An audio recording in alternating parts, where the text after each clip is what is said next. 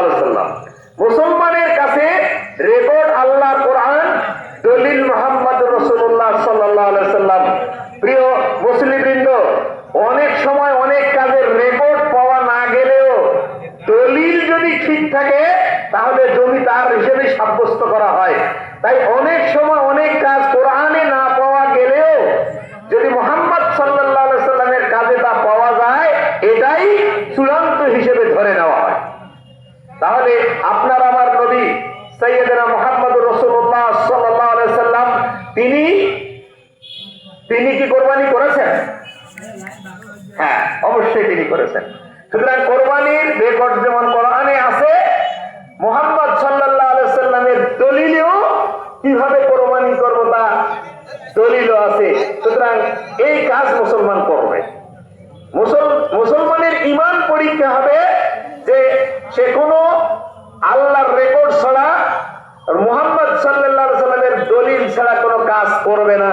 এজন্যই সহিহ বুখারী শরীফের 21 নম্বর হাদিসের মধ্যে অমুক অমুক অমুক উদ্দেশ্য আছে কোরবানি দেওয়া, ব্যাস শরীক তাদেরকে করবে।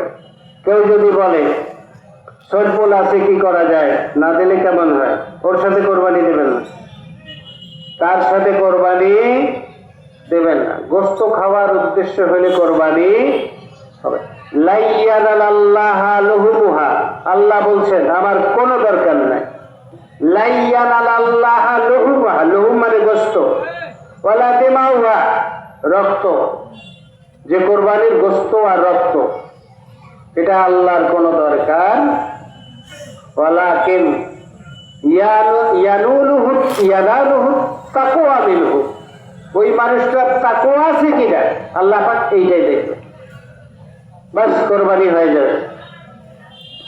এই জন্যই উদ্দেশ্য থাকবে কি আল্লাহ পাকের সন্তুষ্টি অর্জন করা। কোরবান, কোরবান মানে কি, কোরবান মানে কি নৈকট্য, নৈকট্য মানে কি আল্লাহ পাকের নিকটে যাওয়া।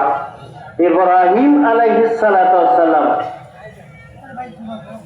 ইন্নী আরা ফিল মানাম দেখতেছিলেন স্বপ্নে, আন্নী আযবাহুকা আমি জবাই করতেছি। আর নবীরা যে স্বপ্নটা দেখে বাস্তব, বাস্তব। আর 8 মিনিট আছে।